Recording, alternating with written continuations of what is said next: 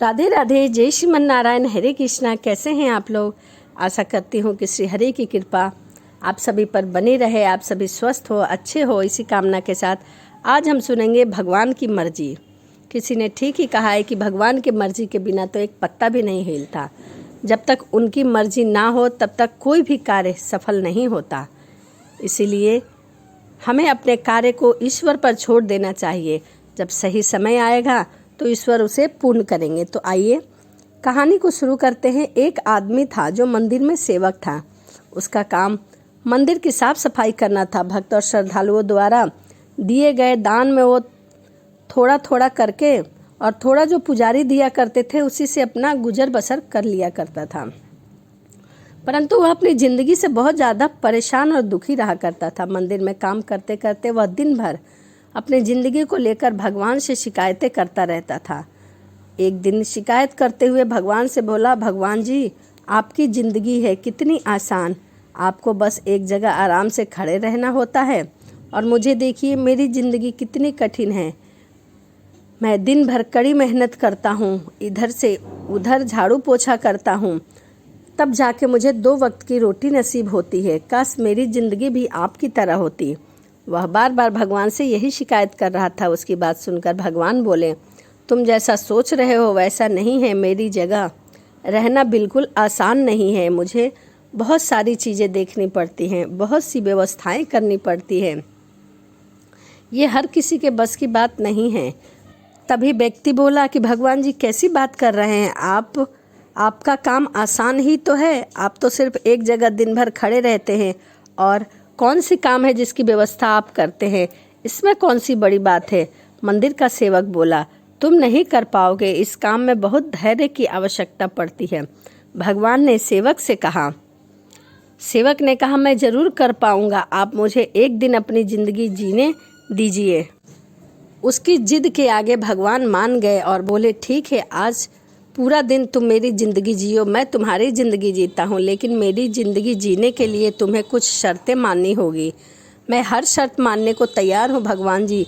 सेवक बोला। भगवान बोले कि ठीक है, तो ध्यान से सुन। मंदिर में दिन भर बहुत से लोग आएंगे और तुमसे बहुत कुछ कहेंगे। कुछ तुम्हें अच्छा बोलेंगे, कुछ तुम्हें बुरा बोलेंगे, कुछ तुम्हें हर किसी की बात तुम्हें चुपचाप होकर एक जगह मूर्ति की तरह खड़े होकर धैर्य के साथ सुननी है और उन पर कोई प्रतिक्रिया नहीं करनी है।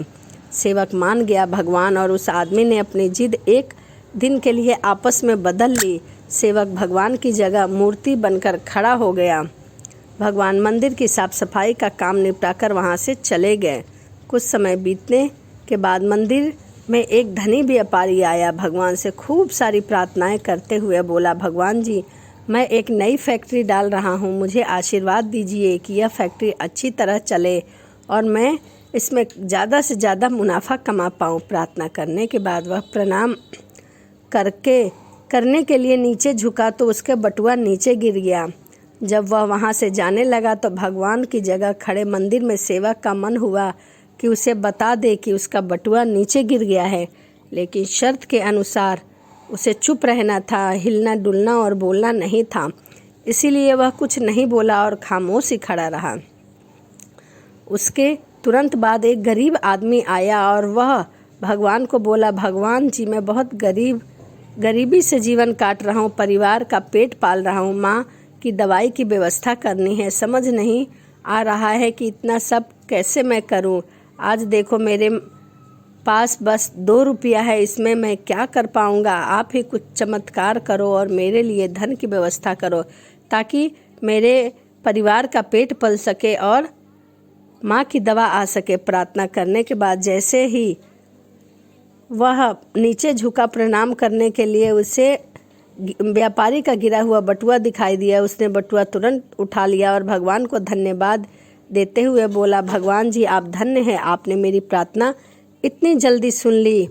इन पैसों से मेरे परिवार के कुछ दिन का भोजन आ सकता है, माँ की दवाई की व्यवस्था हो जाएगी। भगवान को धन्यवाद देकर वह वहाँ से जाने लगा। तब भगवान बने मंदिर ने सेवक का मन हुआ कि उसे बता दूं कि वह बटुआ एक व्यापारी का है, उसे मैंने नहीं दिया है, वह जो कर रहा है वह चोरी है, लेकिन वह चुप रहने के लिए विवश था, इसीलिए मन मारकर चुपचाप खड़ा रहा। मंदिर में आने वाला तीसरा व्यक्ति एक नाविक था। वह 15 दिन के लिए समुद्री यात्रा पर जा रहा था।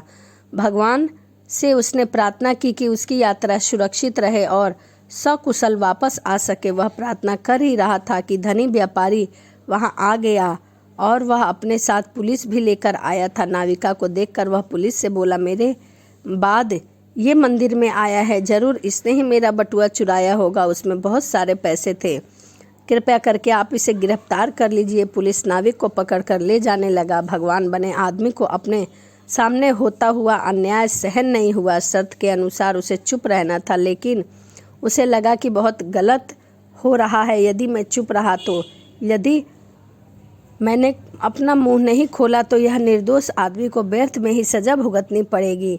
उसने अपनी चुप्पी तोड़ते हुए कहा, आप गलत व्यक्ति को पकड़ कर ले जा रहे हैं। ये बटुआ इस नाविक ने नहीं, बल्कि इससे पहले आए हुए गरीब व्यक्ति ने चुराया है।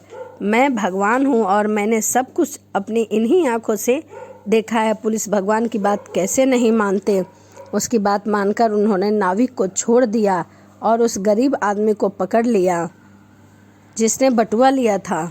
शाम को जब भगवान वापस आए तो मंदिर के सेवक ने पूरे दिन का वृत्तांत सुनाते हुए उसे गर्व के साथ बताया कि आज मैंने एक व्यक्ति के साथ अन्याय होने से रोका है। देखिए आपकी ज़िंदगी जीकर आज मैंने कितना अच्छा काम किया है। उसकी बात सुनकर भगवान बोले, ये तुमने क्या किया है? मैंने तुमसे कहा था ना कि तुम चुपचाप मूर्ति बनकर खड़े रहना, कुछ भी मत बोलना, लेकिन वैसा न करके तुमने मेरी पूरी योजना पर पानी फेर दिया है। उस धनी व्यापारी के बुरे कर्म करके इतना धन कमाया था। यदि उसमें से कुछ पैसे गरीब आदमी को मिल जाते हैं तो उसका भला हो जाता और व्यापारी के पाप भी कुछ कम हो जाते। जिस नाविका को तुमने समुद्री यात्रा पर भेज दिया, अब वह जीवित वापस नहीं आ पाएगा। समुद्र में बहुत बड़ा तूफान आने वाला है। यदि वह कुछ दिन जेल में रहता तो कम से कम बच जाता। सेवक को यह सुनकर एहसास हुआ कि यह तो बस वही देख पा रहा है जो आंखों के सामने हो रहा है। उन सबके पीछे की वास्तविकता को वह नहीं देख पाया, जबकि भगवान जीवन के हर पहलू को देख पाते हैं और विचार कर अपनी योजना बनाते हैं और लोगों को जीवन चलाने की सीख देते हैं। इस कहानी से हमें क्या सीख मिलती है? हम जब भी भगवान की योजना को समझ नहीं पाते, जब हमारे साथ कुछ गलत होता है या हमारे हिसाब में कुछ नहीं होता, तो अपना धैर्य खोकर हम भगवान को दोष देने लगते हैं। हम ये समझ नहीं पाते कि इन सब के पीछे भगवान की कोई न कोई योजना अवश्य छिपी हुई है। ऐसे समय में हमें भगवान पर विश्वास और धैर्य धारण करने की आवश्यकता है। इसीलिए चिंता ना करें। यदि आपकी मर्जी से कुछ नहीं हो रहा तो इसका अर्थ यही है कि भगवान की मर्जी से हो रहा है। और भले ही भगवान के घर में देर है पर अंधेर नहीं है। भगवान की मर्जी से सब कुछ अच्छा ही होगा। भगवान जो भी करते हैं वह समय के अनुसार अच्छा और उचित ही करते हैं। जरूरी नहीं कि हम जो चाहे वही हो। कभी कभी हम जो चाहते हैं वो नहीं होता तो हमें ईश्वर पर बहुत गुस्सा आता है, परंतु उससे भी अच्छा होता है जब उचित समय आता है। तो यह कहानी आपको कैसी लगी, भगवान की मर्जी? तो चलिए इसी के साथ वीडियो को समाप्त करते हैं और मिलते हैं अगली वीडियो में। यदि आपको वीडियो अच्छी लगी हो तो प्लीज़ एक लाइक ज़रूर करिएगा। तो चलिए मिलते हैं अगली वीडियो में। राधे राधे, जय श्रीमन नारायण, हरे कृष्णा।